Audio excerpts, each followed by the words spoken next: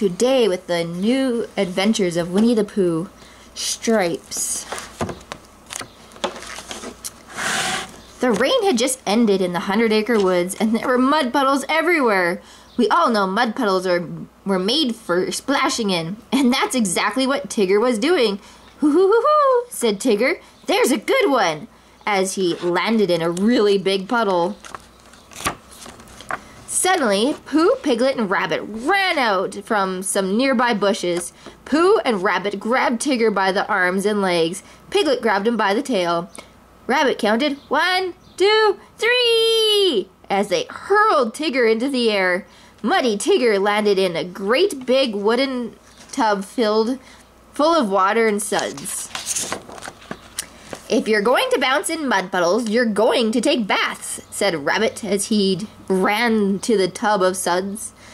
Followed by Pooh and Piglet, they all began scrubbing Tigger with scrub brushes. When they were done scrubbing, Tigger and Rabbit doused him with a bucket of water to rinse him off.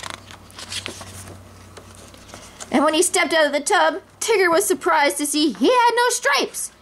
"Who are you?" asked Piglet. "Tigger," said Tigger. "Who else would I be, for goodness sakes?" "Why, you couldn't possibly be Tigger," said Rabbit. "Tiggers have stripes." "He has 2 ears and a tail," said Piglet. "Maybe he's a rabbit." Tigger stretched his ears, then he tugged Rabbit's ears. "Hey, yeah," said Tigger, and Rabbit doesn't have any stripes either. Maybe I am a rabbit. Wait a minute. I don't know how to be a rabbit. What do I do? Rabbit escorted Tigger to his garden and gave him the first lesson of being a rabbit. "The most important thing to a rabbit is his garden," said Rabbit. "And your first lesson being a rabbit is to use this pest spray to protect my prize-winning tomatoes. Don't let any pests near them," warned Rabbit. "I'll guard your tomatoes as if they were my very own vegetables, fellow Rabbit," declared Tigger. Rabbit left, and Tigger began marching back and forth, guarding the garden.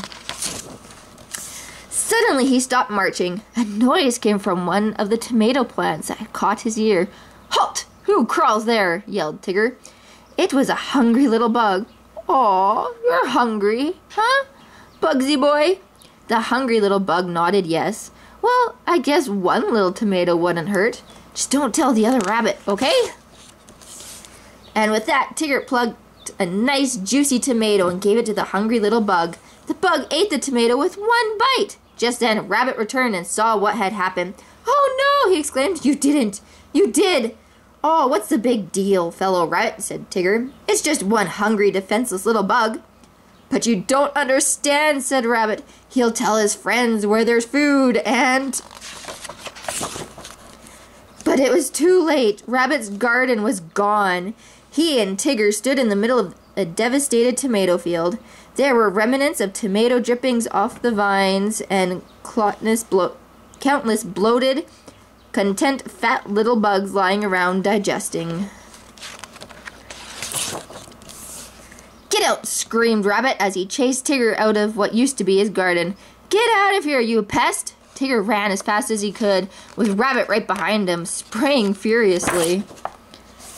Tigger just found a nice tree to lean on as he settled down to catch his breath. Just then he saw Winnie the Pooh chasing a butterfly through the trees. "Say, I wondered Tigger, if I'm a bear." Pooh gave Tigger his first lesson in being a bear. He showed him how to climb a honey tree and get honey out of a beehive. But Tigger accidentally knocked the beehive out of the tree, and all the angry bees chased him into the deep woods. Pooh found Tigger sitting dejectedly under a tree. "I don't think I want to be a bear," said Tigger. "Maybe I'm a piglet." So Pooh and Tigger went to Piglet's house to find out. After they got there, Tigger tried on some of Piglet's shirts. They were much too small for him. One of Piglet's shirts just barely fit into one of Tigger's legs. "I'm afraid you're too big to be a piglet," said Piglet. "We can't be all small animals." "But the stripes look good on you," said Pooh. "Hey, maybe I am a Tigger," declared Tigger. No, I'm afraid there's only one, said Pooh, and he has stripes. Maybe we could paint some stripes on him, said Piglet. So Pooh and Piglet painted stripes on Tigger, and when they were done, Tigger was so happy he started bouncing with joy. I'm a Tigger! I'm a Tigger! He was so happy to have stripes that he bounced right out the door. Suddenly there was a loud clap of thunder and it began to rain. Tigger's new stripes ran down his body and onto the ground in puddles. Dejected and dripping, Tigger shook his head slowly.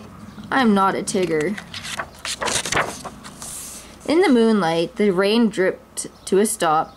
I'm not a Tigger, I'm not a rabbit, I'm not a bear. I'm sure not a piglet, he sniffed. I'm not anything. Just then Eeyore walked by. Hello, Tigger, said Eeyore. Hello, Eeyore, answered Tigger. Hey, you called me Tigger. Well, aren't you? Asked Eeyore. No, said Tigger. I don't have any stripes. Oh, it doesn't matter. You're still a Tigger on the inside. You'll always be a Tigger, said Eeyore. Yahoo! Screamed Tigger, jumping wildly into the air. Tigger bounced happily around Eeyore, using his tail like a giant spring. Suddenly, Tigger's tail went out of control, and he landed hard on his bottom. With a loud pop, a stripe popped onto Tigger's tail. Yahoo! Yelled Tigger, and he started to bounce even more. And as he did so, more and more stripes popped all over his body. Winnie the Pooh and Piglet and Rabbit came out to see what all the noise was about. Tigger came bouncing past them like a Tigger with a mission. Now I'm a Tigger on the outside and a Tigger on the inside too. As he bounced off into the sunset, he shouted, and I've got a lot of bouncing to catch up on.